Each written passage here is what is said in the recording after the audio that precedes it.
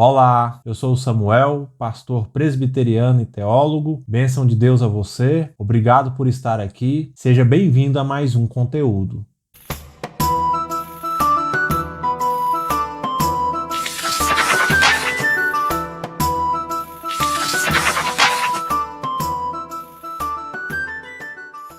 Virgem Maria, a Mãe de Deus. O que presbiterianos pensam sobre esse termo? Esse é o tema do conteúdo de hoje. Bom, esse é um dos assuntos da teologia cristã que mais existe confusão e desconhecimento sobre o uso dessa terminologia. E eu te explico por quê. No cristianismo brasileiro, Virgem Maria, a Mãe de Deus, se popularizou em uma prece católica, a Ave Maria. A Ave Maria é uma prece que é derivada do Evangelho de Lucas e mescla frases do anjo Gabriel e de Isabel a respeito da Virgem Maria. Então, no uso comum da tradição católica, é feita uma prece pedindo intercessão de Maria, e é aí que começam os debates teológicos. Basicamente, os problemas em relação ao uso desse termo no contexto brasileiro acontecem por duas razões, creio eu. Uma é a confusão a respeito do termo Virgem Maria, a Mãe de Deus. E outra coisa é o desconhecimento histórico e teológico a respeito da origem desse termo que a maioria das pessoas possui. E eu também diria a respeito desse assunto que o debate a respeito do uso do termo é um tanto quanto prejudicado no nosso contexto, porque há no contexto religioso brasileiro um traço cultural muito difícil de ser superado. Há um anticatolicismo na grande massa dos evangélicos brasileiros, e por isso tudo que remeta a catolicismo romano é rapidamente desprezado. Então, se você fala de tradição da igreja, liturgia, patrística, batismo infantil ou até mesmo camisa clerical, são coisas que a grande maioria dos evangélicos brasileiros colocam dentro do pacote catolicismo romano e tem muita resistência a isso. Mas, ao mesmo tempo, há também um anti-evangelicalismo, em que há uma visão bem sectária, eu diria, a respeito do protestante, a ponto de pensar que o protestante não pode ou não se relaciona com a tradição da igreja. E por isso há um desconhecimento, principalmente do público católico, de que existem diferenças entre as tradições evangélicas brasileiras e que, portanto, deveriam considerar que há tradições oriundas da reforma protestantes que se comunicam sim com a tradição da igreja. Agora, algo muito importante que eu gostaria de dizer aqui é que eu não estou procurando falar aqui por todos os evangélicos brasileiros ou por um movimento evangelical. Eu sou um pastor dentro de uma tradição específica, a presbiteriana ou teologia reformada, e que eu entendo que há no evangelicalismo brasileiro, como eu já pressupus, uma pluralidade de confissões religiosas que torna ilógico eu tentar resumir aqui o que pensam os evangélicos brasileiros sobre o uso do termo. Até porque essa não é a proposta desse conteúdo, mas sim dizer o que é pensado dentro da tradição presbiteriana sobre esse tema. Então talvez esse seja um daqueles conteúdos que eu não vou conseguir satisfazer todo mundo e nem mesmo ter concordância de todos. Por isso, o que eu quero propor aqui? Eu quero propor que nós pensemos a respeito desse termo, Virgem Maria, a Mãe de Deus, e tentar explicar a importância desse termo. E eu acho que é fundamental nós começarmos pelo contexto histórico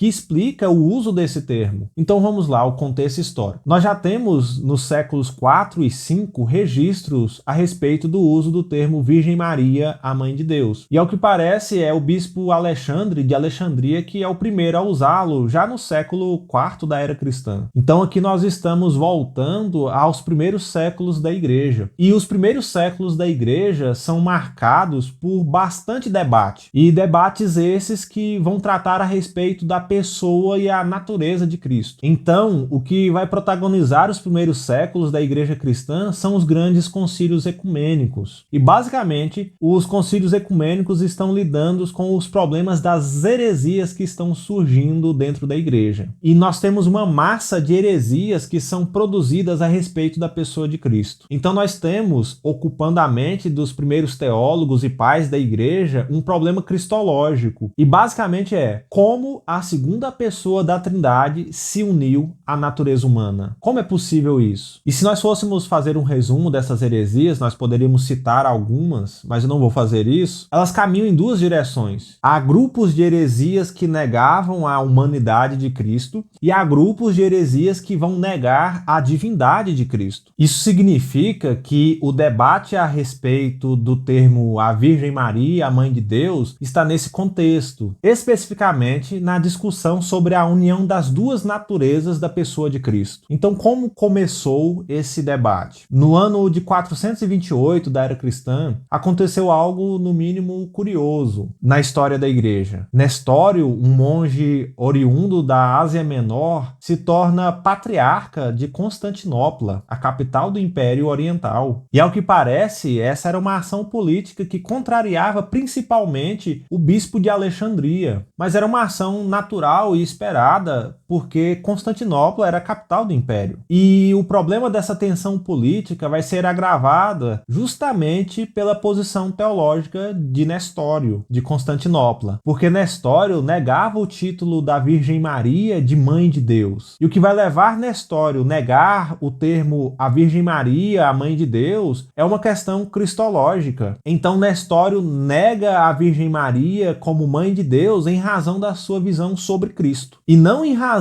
da sua visão sobre Maria. Nestório possuía uma cristologia distorcida. Justo Gonzalez, um historiador da igreja cristã, vai nos mostrar que, para Nestório, em Jesus Cristo, Deus havia se unido a uma pessoa humana. Como Deus é uma pessoa e o ser humano é outra pessoa, em Cristo não devem estar presentes apenas duas naturezas, mas duas pessoas também. Então, para Nestório, o que nasceu da Virgem Maria foi a pessoa e natureza humana de Cristo, não a divina. Por essa razão, na concepção de Nestório, a Virgem Maria é mãe de Cristo, o homem. Qual que é o problema dessa concepção? Nestório estava negando diretamente a divindade de Jesus Cristo. Então perceba só, quando os pais da igreja denominam a Virgem Maria como a mãe de Deus, a ênfase recai sobre a pessoa de Cristo. E apesar de existir devoção a Maria já nesse tempo, a questão aqui é cristológica. E para expressar sua posição a respeito da pessoa de Jesus Cristo, os pais da igreja vão cunhar um termo grego para dizer que a Virgem Maria é Theotokos. Essa palavra grega significa mãe parideira de Deus, ou mãe de Deus, como nós traduzimos. Enquanto Nestório vai dizer que a Virgem Maria é Christotokos, ou seja, ela é mãe da pessoa humana de Cristo. E Nestório, querendo fugir de uma confusão a respeito das duas naturezas de Cristo, vai sustentar de que há na pessoa de Jesus uma união moral entre Deus e o homem, o que contraria as doutrinas ortodoxas da fé cristã, que dizem que na pessoa de Jesus Cristo há uma união hipostática, ou seja, as naturezas divina e humana são unidas inseparavelmente e plenamente na pessoa de Jesus Cristo. Então olha só o nível do debate que nós temos aqui envolvidos com o uso do termo Virgem Maria, a Mãe de Deus. Mas pois bem, como começou esse debate de fato? Essa discussão a respeito da pessoa e as naturezas de Jesus Cristo vai acontecer num concílio oficial da Igreja Cristã. Ao final do ano 430, os imperadores Teodósio II e Valentiniano III vão convocar um concílio ecumênico juntamente com o Papa Celestino I para acontecer no ano de 431 na cidade de Éfeso. Eu creio que o concílio de Éfeso seja assunto para um outro conteúdo mais específico sobre ele. Mas eu queria mostrar aqui a você como o debate cristológico e sobre o uso do termo Theotokos, ou Mãe de Deus, está envolvido nesse concílio. Então, como o concílio de Éfeso é convocado, como ele é instalado, como ele é desenvolvido. Como eu disse, ele é convocado pelos imperadores Teodósio II, Valentiniano III e o Papa Celestino I. Ele deveria acontecer no dia 7 de junho, na festa de Pentecostes, só que nem Nestório de Constantinopla e João de Antioquia, que eram os bispos desses patriarcados, comparecem na data determinada. nada. Então, após esperar até o dia 22 de junho de 431, Cirilo, bispo de Alexandria, que era o responsável por conduzir aquele debate e por defender uma posição ortodoxa da fé cristã, dá partida ao concílio. E parece ser um pouco redundante, mas eu preciso dizer aqui que os protagonistas desse concílio serão Nestório de Constantinopla e Cirilo de Alexandria. Agora, o que é curioso é que o debate desses bispos acontece por meio da troca de cartas, e são justamente nessas cartas que eles vão apresentar as suas posições. Então, o concílio de Éfeso vai trabalhar com o seguinte foco: reúne-se cerca de 200 bispos e eles vão analisar os textos debatidos por Cirilo e por Nestório. E qual que é a preocupação do concílio? Os conciliares querem avaliar qual ensino estava conformado ao credo niceno, que definia aquilo que era a ortodoxia cristã naquele momento. Então eu vou ler aqui com você alguns trechos da carta de Cirilo especificamente, para que você entenda em qual contexto é utilizado o termo Mãe de Deus. Então acompanhe comigo. Carta de Cirilo a Nestório. Cirilo envia saudações no Senhor ao religioso e reverendo colega ministro Nestório. O Santo e Grande Sínodo declarou que, aqui ele está se referindo ao Concílio de Niceia e à fórmula do credo niceno, que era o ensino autorizado. Olha só: o Filho unigênito, gerado por Deus Pai segundo a natureza, verdadeiro Deus de verdadeiro Deus, luz da luz, aquele por meio de quem o Pai fez todas as coisas, desceu, encarnou, tornou-se homem. Sofreu, ressuscitou no terceiro dia e subiu ao céu. Nós também devemos seguir estas palavras e estes ensinamentos e considerar o que significa dizer que o Verbo de Deus se encarnou e se tornou homem. Pois não dizemos que a natureza do Verbo foi mudada e se tornou carne, nem que ele se tornou um homem completo, feito de corpo e alma. Em vez disso, afirmamos que o Verbo, de uma maneira indizível e inconcebível, uniu-se a si mesmo, hipostaticamente, carne vivificada por uma alma racional, e assim se tornou homem e foi chamado Filho do Homem, não apenas pela vontade de Deus ou pelo bom prazer, nem pela suposição de uma pessoa sozinha. Em vez disso, duas naturezas diferentes se uniram para formar uma unidade, e de ambas surgiu um Cristo, um Filho. Não foi como se a distinção das naturezas fosse destruída pela união, mas a divindade e a humanidade juntas tornaram perfeito para nós um Senhor e um Cristo, juntas maravilhosa e misteriosamente combinando-se para formar uma unidade. Se, no entanto, rejeitarmos a união hipostática como sendo impossível ou demasiado desagradável para a palavra, caímos na falácia de falar de dois filhos. Teremos que distinguir e falar tanto do homem como honrado com o título de filho, quanto da palavra de Deus como possuindo, por natureza, o nome e a realidade da filiação, cada um à sua maneira. Não devemos, portanto, dividir em dois filhos o único Senhor Jesus Cristo. O fato de o Verbo se tornar carne não significa nada além de que ele participou de carne e sangue como nós. Ele fez seu o nosso corpo e saiu da mulher como homem, sem deixar de lado sua divindade ou sua geração de Deus Pai, mas antes, em sua assunção de carne, permanecendo o que era. Este é o relato da verdadeira fé professada em todos os lugares. Assim descobriremos o que os santos padres acreditaram. Então, eles ousaram chamar a Santa Virgem de Mãe de Deus, não como se a natureza do Verbo ou sua divindade recebesse a origem de seu ser da Santa Virgem, mas porque dela nasceu seu corpo santo racionalmente animado, com o qual o Verbo foi hipostaticamente unido e disse que foi gerado na carne. Então você pode notar aqui que o termo Mãe de Deus ou Theotokos não é usado para tratar a respeito do grau de santidade ou perfeição de Maria. Nem é dito que Deus passou a existir depois de Maria ou que a Virgem Maria seja coeterna com Deus. Não se trata disso essa discussão. Se trata sobre a divindade de Jesus Cristo. Ainda há um outro trecho de uma outra carta de Cirilo a Nestório que eu creio que deixa ainda mais claro como os pais da igreja estavam utilizando o termo Mãe de Deus para a Virgem Maria. Acompanhe comigo. Portanto, porque a Santa Virgem deu à luz na carne Deus, que estava unido hipostaticamente com a carne, para isso, razão pela qual a chamamos de Mãe de Deus. não como se a natureza do Verbo tivesse o início de sua existência na carne. Pois o Verbo estava no princípio, e o Verbo era Deus, e o Verbo estava com Deus. E ele fez dos séculos, e é coeterno com o Pai, e artifício de todas as coisas. Mas porque, como dissemos, uniu a si hipostaticamente o humano, e nasceu segundo a carne desde o ventre dela. Eu acho que fica claro ao ler esses textos que o termo Virgem Maria, a Mãe de Deus, é usado pelos pais da igreja para deixar claro quem é a pessoa de Jesus Cristo. Essa é a preocupação dos primeiros pais da igreja. Defender a ortodoxia cristã dos ataques heréticos que provinham de todos os lados. E para tratar de maneira contundente o ensino herético que provinha de Nestório, Cirilo apresenta ao Concílio de Éfeso 12 declarações ou 12 anátemas que vão resumir ou sintetizar aquilo que a ortodoxia cristã e a igreja professa a respeito da pessoa de Jesus Cristo. E deixa eu só citar mais uma vez um pequeno fragmento, ou a primeira declaração especificamente, que é usada pelo Concílio de Éfeso para condenar o ensino de Nestório. Se alguém não confessar que Emanuel é Deus de verdade e, portanto, que a Santa Virgem é a Mãe de Deus,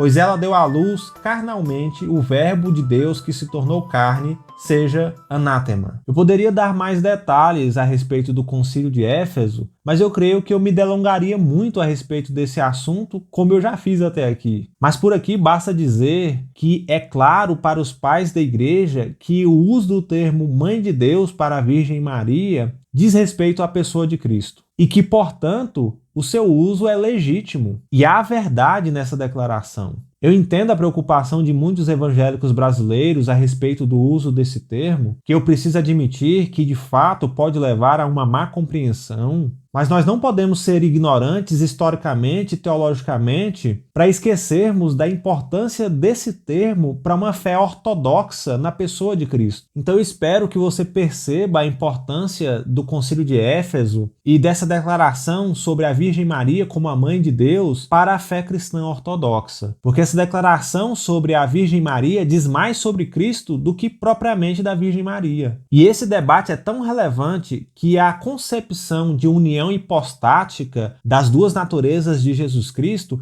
é fundamentada primeiramente aqui neste concílio, justamente no debate que é iniciado com uma discussão sobre a Virgem Maria. É lógico, ele vai ser melhor formatado no Concílio de Calcedônia e as declarações clássicas a respeito desse tema são preservadas ainda nas confissões de fé reformadas dos séculos XVI em diante, pós-reforma protestante, de forma que, se negada as implicações cristológicas e teológicas desse termo, nós vamos ter um sério problema para a ortodoxia cristã, a ponto de nós podermos considerar heresia ou anticristão qualquer ensinamento que negue que o ser nascido da Virgem Maria é verdadeiramente Deus e verdadeiramente homem. Mas além disso, a história da igreja tem nos mostrado que essa discussão não foi importante apenas para o tempo dos pais da igreja, mas na contemporaneidade também essa discussão é retomada. Porque basicamente um dos primeiros dogmas atacados pelos teólogos liberais dos séculos 19 e 20, como Albrecht Ritschl, Albert Schweitzer, Rudolf Bultmann e companhia, será o da concepção virginal e sobrenatural de Jesus. E olha o quanto esse assunto é sério. O liberalismo teológico vai propor uma releitura dos dogmas tradicionais da fé cristã, inclusive dos próprios evangelhos. Eu diria assim que esses dogmas centrais, dos quais a declaração sobre a Virgem Maria como Mãe de Deus faz parte, se mexidos, nós teremos um cristianismo que nega a divindade de Jesus e o resume a apenas um exemplo moral, como é proposto pelos liberais, porque não consegue enxergar a verdade na concepção sobrenatural de Jesus. Então, para finalizar, o que presbiterianos pensam sobre o termo Virgem Maria,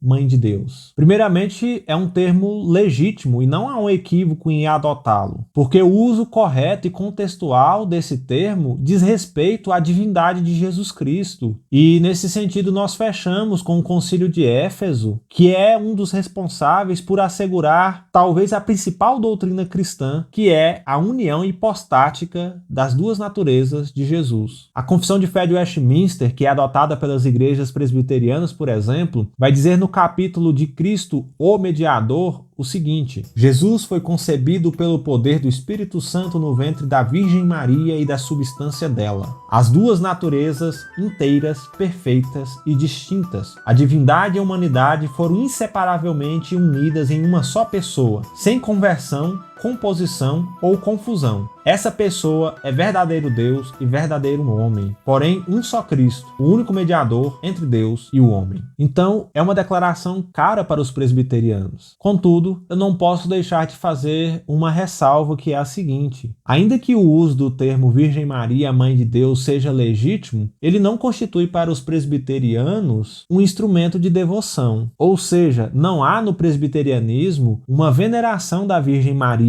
ou uma hiperdulia, como diriam os católicos romanos. Nem mesmo há no presbiterianismo a concepção de que a Virgem Maria faça intercessão pelos crentes. Então nós dizemos que há uma admiração, sim, por sua piedade, porque ela foi mais agraciada que qualquer mulher nas Escrituras. No Evangelho segundo Lucas, o anjo Gabriel a chama de agraciada. Isabel, mãe de João Batista, vai dizer que a Virgem Maria é bendita entre todas as mulheres. Então, nesse sentido, nós não podemos desprezá-la, como é a tendência de muitos evangélicos brasileiros, ou esquecer que ela é uma figura importante dentro do cristianismo. Então, sim, presbiterianos consideram que o termo Virgem Maria é legítimo e é importantíssimo para o cristianismo ortodoxo. Eu creio que com essas opiniões não dá para exaurir o assunto. Há muita discussão sobre isso. Há 2 milênios de reflexão da igreja sobre esse assunto, e eu não tentei nem poderia agradar todos os tipos de perspectivas teológicas que podem ter aqui. Não é intenção minha exaurir o assunto ou gerar polêmica, mas eu espero que, a partir de um olhar histórico e teológico a respeito de determinados termos, nós possamos ter uma compreensão mais sadia sobre a teologia cristã, e nesse sentido nós possamos ter um debate teológico de um nível mais profundo, porque a nossa tendência às vezes é ter resistência com determinadas terminologias da tradição cristã e nós nem mesmo averiguamos ou estudamos sobre o assunto. Eu espero que esse conteúdo seja de proveito para você. Há muita coisa para estudar sobre isso. E eu acho que eu abri aqui alguns caminhos que nós poderemos discutir daqui para frente a respeito de tradição cristã e teologia. Por isso, bênção de Deus para você.